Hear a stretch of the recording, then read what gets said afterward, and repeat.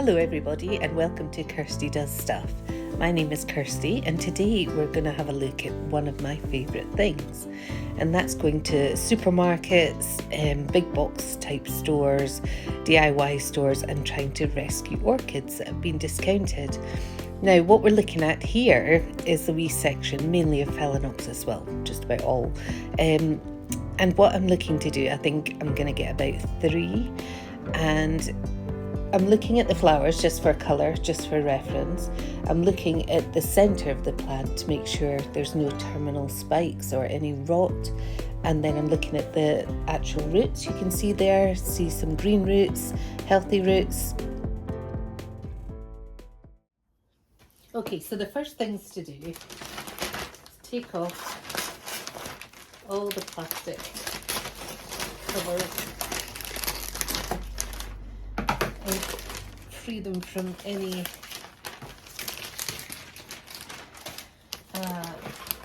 dead leaves, bits of detritus, old flowers, whatnot, that will be in the base.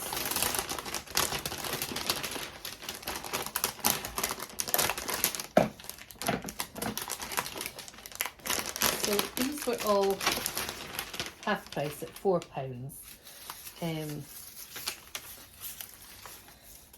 Which isn't brilliant, you know, sometimes you can get things for a steal,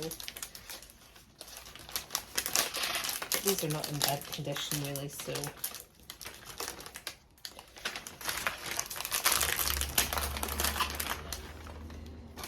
there we go. And the last one. So I look at the colour of the flowers, I look at the state of the leaves, I look at the state of the roots, and I look at the crown of the plant in case there's any sort of terminal spike or anything. Right, so start with this guy here. So we've got all the dead flowers. They look like to be a nice sort of purpley colour in the crown of the plant. The leaves are pretty well hydrated. Dead root there.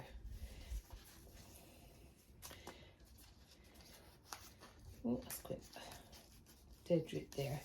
But you can see in the pot there's lots of live roots and some dead roots, but there's lots to go on, and the plant's obviously hydrated.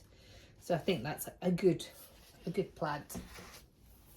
Next one, obviously your classic white Phalaenopsis, which I'd normally steer away from because I've probably got hundreds of them. But take out all the dead flowers in here. Again, it's got plenty of leaves on it. They are turgid. Turgid being a good word, meaning they're hydrated, and plant's not going to have any problems hydrating. See all the lovely roots in this one. And lastly, we've got this guy.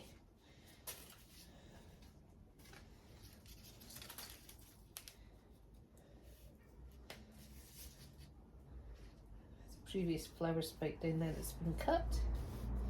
Again, lots of lovely roots. Now I'm trying to decide with these guys whether I should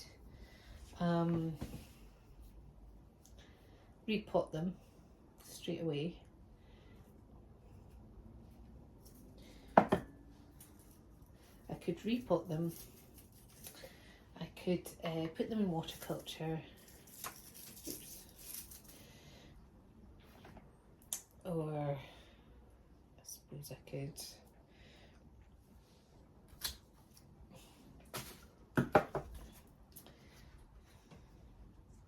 that's about it really, couldn't I? Repot, put in waterculture, or keep them in the same pots. I suppose we could do that as well. Put that there. I'm cutting off the flower spikes. These guys, they're all live flower spikes, so I'm looking for a node.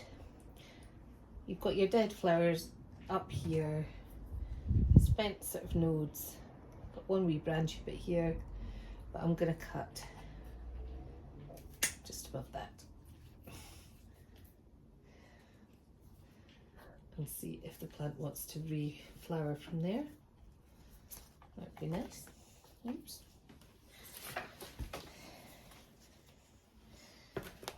to this guy here.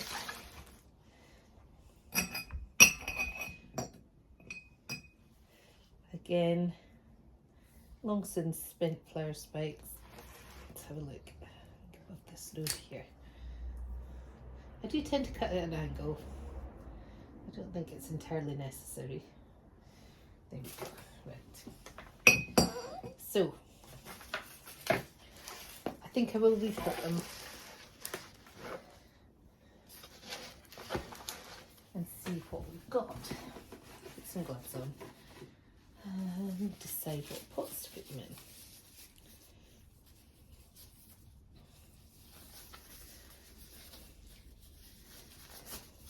So you don't want to up pot too much.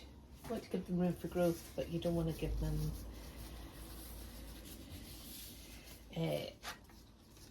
you know, so they're swimming if they get wet, if they're swimming in it like too much. So, pot number 1.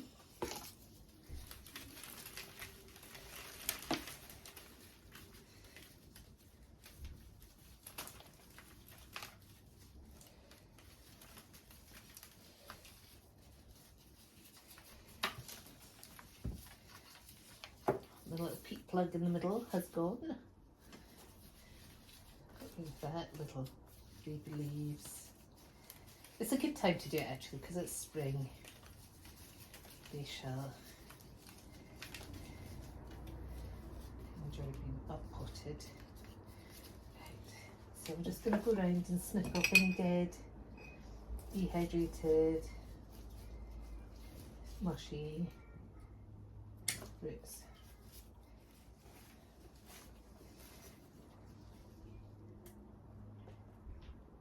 Not bad, there's a few decent roots there, but I think they were just on the verge of turning. There was a lot that were that had gone mushy.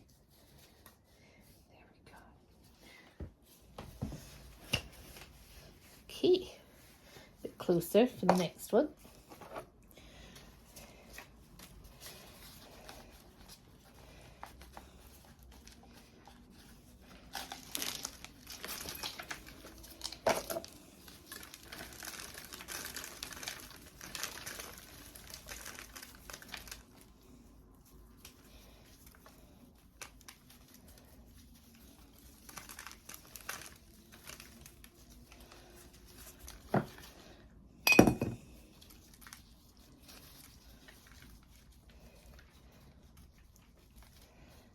Go. I'm just putting my fingers in the middle to try and get this peat plug out.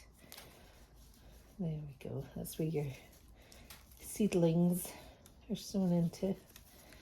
So it's been there since the beginning, so they just up-pot it afterwards instead of taking that bit out and potting without. It's fine. I don't think it does any harm initially. If you kept it in there for a long term, it would probably make all the roots go bad. There we go. Okay, these look good. There's a lot of them. They're very healthy. I might give them a wash before I cut these guys because it's hard to see with all the bits and bobs. Back in a minute. Okay, we're back. I'll just cut off a few obviously dead and dried out bits.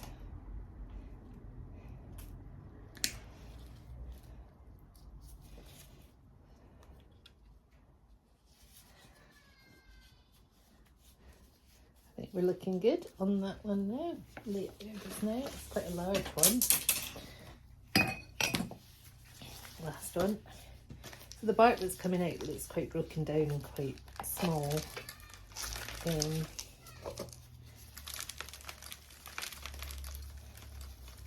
Again, great root system on this one. Still got the cage attached. The cage inside,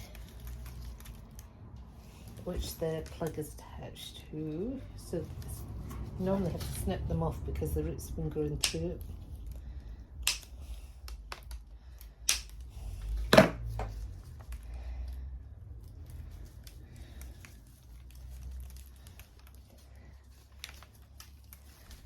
cages.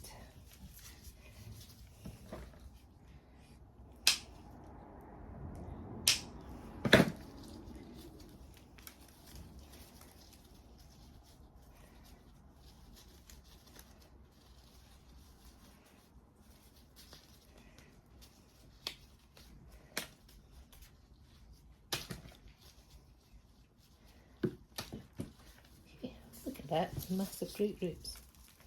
Really good. Really nice to see. I used to buy plants from the shops that are discounted and they look pretty awful. And you get them home where they're very least dehydrated. So these are really good. Put a mush there. Just bring these 3 back through. So, I think I'll do one of the smallest roots in the self-watering pot set up. See how that goes. See how it likes it. I've got a few phals in it just now and they seem to be enjoying it. We've not, really kicked into the growing season yet, but hopefully when they do, they'll have plenty of water at their disposal.